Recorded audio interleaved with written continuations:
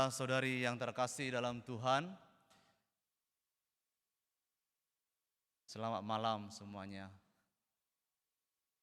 Saya terasa lebih tinggi sekarang karena ada dingkliknya ini.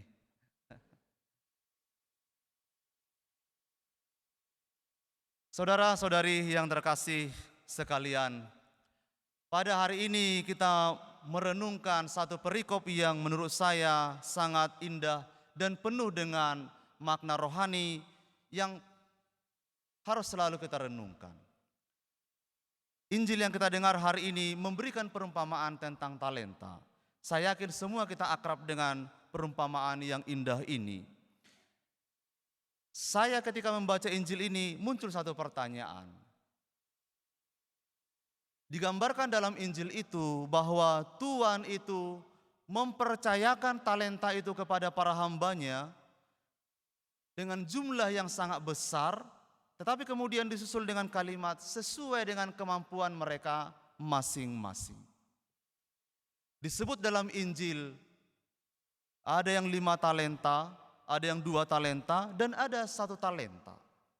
Kita tahu dalam kitab suci juga bahwa talenta itu jumlah yang sangat banyak.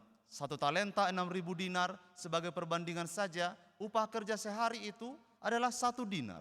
Maka bisa dibayangkan kalau dalam konteks Yahudi memberi 5 talenta kepada hamba itu adalah pemberian yang sangat besar, bermanfaat sekali. Tapi kemudian kalau kita merenungkan kembali sesuai dengan kemampuan mereka masing-masing. Lalu saya bertanya, apakah Tuhan memberikan itu kepada orang yang pertama 5 talenta karena Tuhan tahu bahwa dia sanggup untuk menggandakannya? Lalu dia memberikan kepada orang kedua 2 talenta, dia tahu bahwa orang ini sanggup. Dia berikan kepada orang ketiga 1 talenta, apakah karena dia tahu bahwa dia tidak akan mampu untuk menggandakannya? Kemudian saya menemukan para saudara-saudari, Tuhan memang mempercayakan talenta itu kepada kita. Tapi Tuhan tidak mengabaikan hak dan kebebasan kita sebagai manusia untuk mengembangkan talenta itu. Tuhan tidak bisa ambil kendali semua hak dan kehendak kita ini. Bagaimana kita mengusahakan menggandakan talenta itu?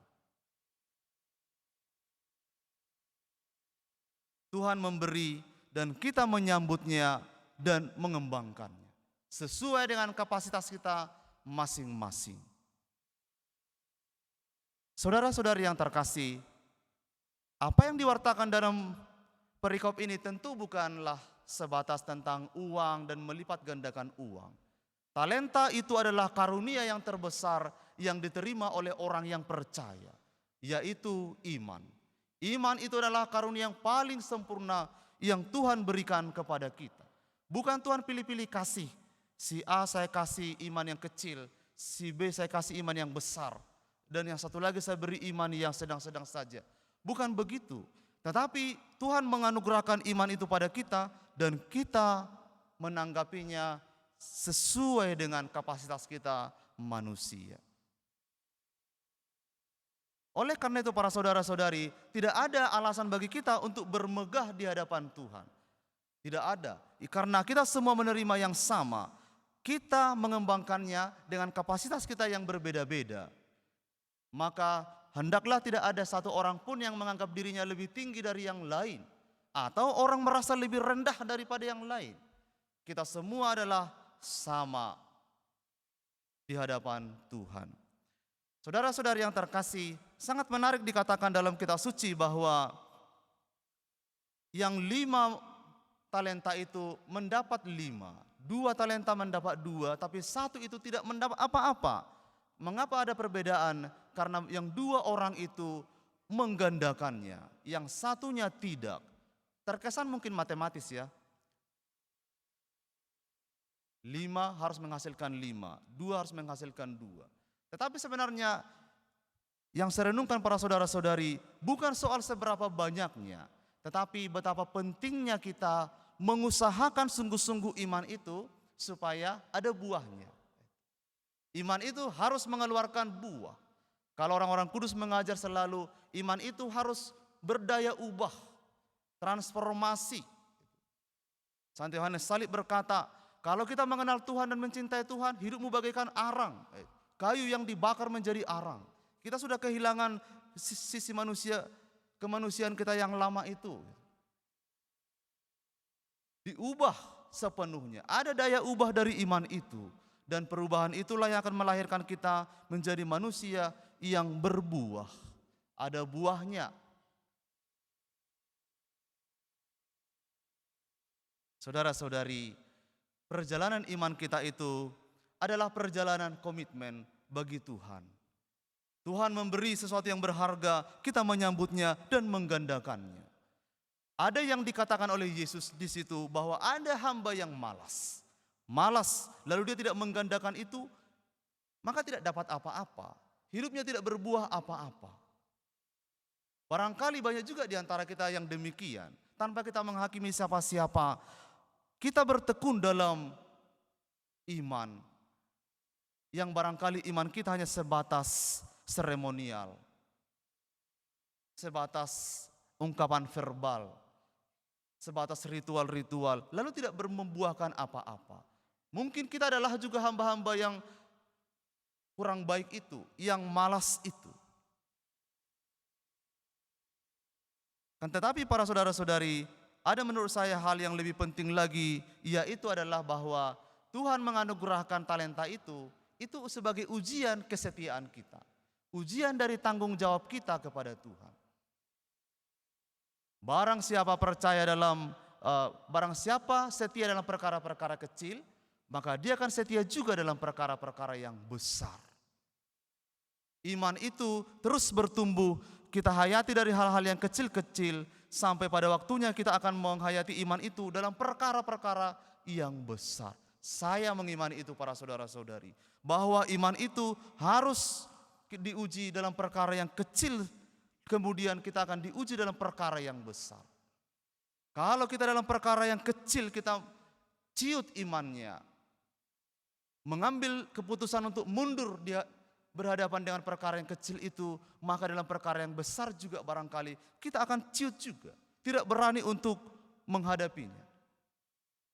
Tapi sebaliknya, bila kita mau bertekun dalam iman, percaya pada penyelenggaraan Tuhan dalam perkara yang besar sekalipun,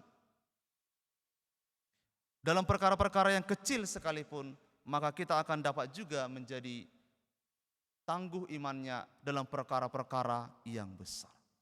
Saudara-saudari, kesetiaan itu sekarang adalah sikap yang langka. Mudah menerima sesuatu yang berharga, tapi tidak mudah untuk mempertanggungjawabkannya, memeliharanya. Mudah untuk mengikrarkan janji suci, tetapi memeliharanya itu penuh dengan tantangan, penuh dengan pergumulan. Sedih rasanya hati kita ketika melihat saudara-saudari kita yang barangkali yang mudah untuk mengingkari janji sucinya. Dan saya kira Bapak Ibu juga melihat hal yang sama. Sedih rasanya melihat orang yang berkomitmen kepada Anda, tapi kemudian mengabaikannya dengan mudah. Tuhan memberi kita talenta supaya kita juga mau setia, mau bertanggung jawab. Mempertanggungjawabkannya hari ini, besok, dan terutama nanti ketika kita harus kembali kepada Tuhan. Saudara-saudari yang terkasih, tidak ada yang berlalu begitu saja. Semua ada pertanggungjawabannya. Hal yang kecil, yang sedang, yang besar yang kita lakukan, ada pertanggungjawabannya. Di kitab suci dikatakan, bahkan kata-kata yang keluar dari mulut kita sekecil apapun, kelak ada pertanggungjawabannya.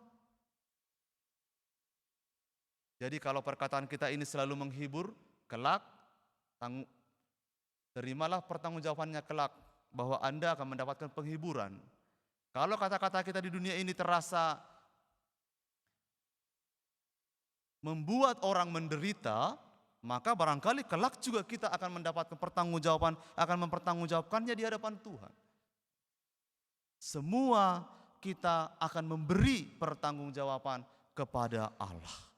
Maka para saudara-saudari, mari kita selalu menanggapi talenta yang dari Tuhan, menanggapi iman itu dengan sungguh-sungguh. Mari kita bertekun di dalamnya. Santo Paulus menasihati kita, bertekunlah dalam iman.